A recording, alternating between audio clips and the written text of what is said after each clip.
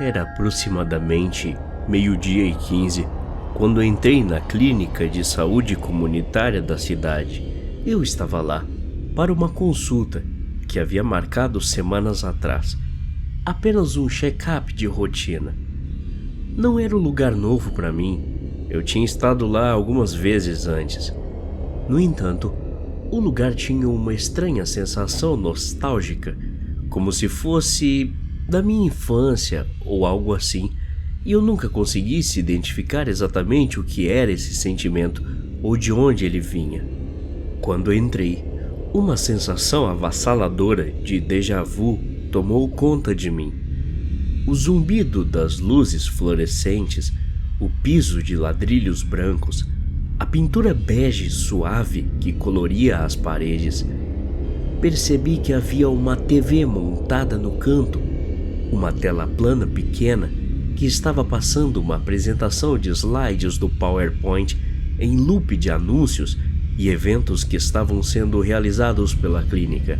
Passei pela sala de espera vazia, uma pequena área da sala principal com revistas, brinquedos infantis e cadeiras almofadadas azuis, e me aproximei da mulher da recepção. Ela estava sentada em sua cadeira de escritório cinza azulada, olhando para uma planilha na mesma área de trabalho do Windows XP que eles têm desde 2008. Havia uma folha de inscrição no balcão na minha frente. "Eu tenho uma consulta com o Dr. Leme", eu falei. "Que horas?" ela perguntou. 12h30, respondi.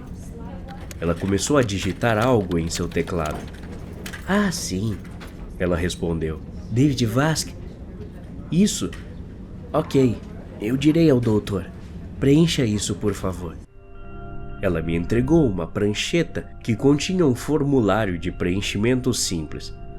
Voltei para a sala de espera, sentei-me e comecei a preencher o formulário. Eu estava quase na metade do preenchimento de minhas informações quando me afundei na cadeira. Não tinha dormido muito na noite anterior e estava exausto. Enquanto caía para trás, notei algo muito peculiar. Minha cabeça não acertava a parede. Na verdade, parecia que tinha entrado nela. Levantei-me bastante assustado e olhei para a parede. Nada. Nenhum único buraco ou amassado tinha sido feito na parede pela minha cabeça. Então, a toquei com as mãos e meus dedos passaram por ela. Recuei em choque. Que merda foi essa? Pensei. Cheguei para tocar a parede de novo, vendo meus dedos passando por ela novamente. Então, de repente, perdi o equilíbrio, tropecei e caí direto nela. Atravessei, caindo de cara em um carpete marrom sujo. Ao me levantar, percebi que estava em uma sala completamente diferente. Bem, não era realmente uma sala por si só, mas sim um conjunto de salas, todas conectadas por aberturas. As paredes estavam cobertas de papel de parede com estampa de tom castanho. Havia também um cheiro avassalador de mofo. Me virei e tentei colocar minha mão de volta na parede em que eu tinha atravessado. Só que dessa vez, ela não passou. A parede estava sólida. Que merda é essa? Eu murmurei.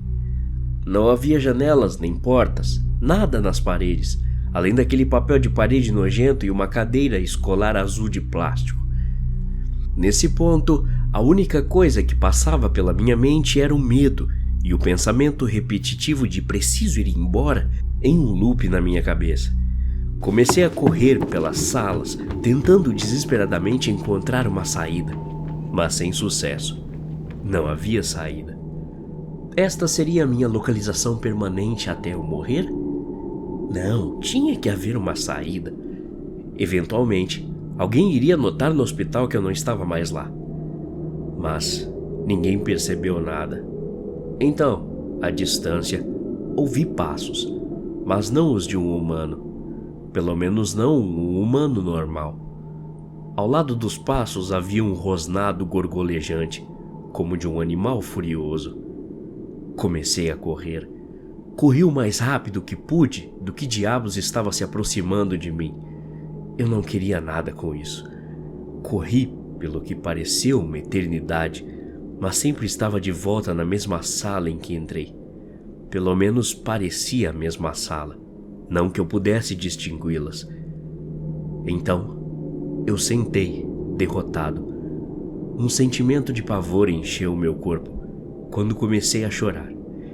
Eu ia morrer ali. Na verdade, ainda estou aqui. Eu não saí. Aceitei meu destino.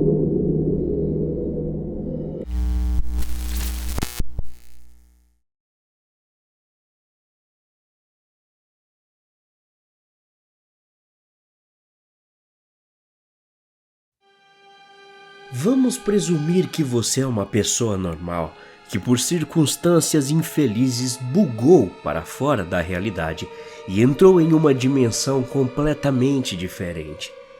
Nós gostaríamos de te informar que você está nas backrooms. Muitas outras pessoas, tal como você, estão presas nessa dimensão. Mas não entre em pânico. Em primeiro lugar, você deve sempre tentar ter uma companhia do seu lado, uma vez que existem relatórios de entidades nesse local. Os viajantes que aqui chegam preferem organizar as diferentes áreas em níveis separados, dependendo de suas características. Cada nível, aparentemente gerado de forma aleatória, difere tanto que se torna necessário utilizar um guia para sobreviver aqui. Muitos viajantes como você acabaram nos níveis 0, 1 e 2, e alegadamente até mesmo no nível 3 ou superior. Se você estiver interessado em saber mais das salas das backrooms, fique atento e talvez com cada descoberta possa fornecer informações para que todos os outros tornem a sua viagem aqui um pouco mais fácil. As backrooms são um labirinto de salas, corredores e salões segmentados aleatoriamente.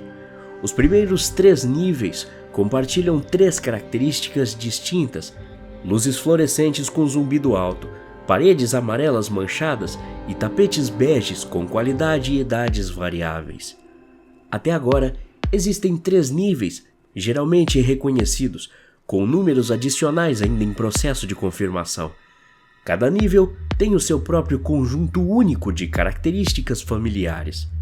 Excluindo os traços acima mencionados, cada nível contém uma variedade de objetos diferentes. Exemplos destes incluem itens aleatórios que vão desde objetos a ferramentas e armas, etc. Alguns dos itens localizados dentro das backrooms podem ser muito úteis e, por vezes, podem ser a diferença entre a vida e a morte. As backrooms são geralmente consideradas um lugar para mudar a mente de um viajante ao que ele pensa ser mais monótono, mantendo ao mesmo tempo os seus elementos centrais. Muitos as consideram uma coisa, enquanto outros as consideram outra. Os níveis também contêm várias criaturas diferentes que podem ou atacá-lo ou não prestar qualquer atenção na sua existência. E seu comportamento é aparentemente tão aleatório como as próprias backrooms. A teoria dos monstros existentes é apoiada pelo fato de que, segundo o estudado, nunca ninguém conseguiu sair.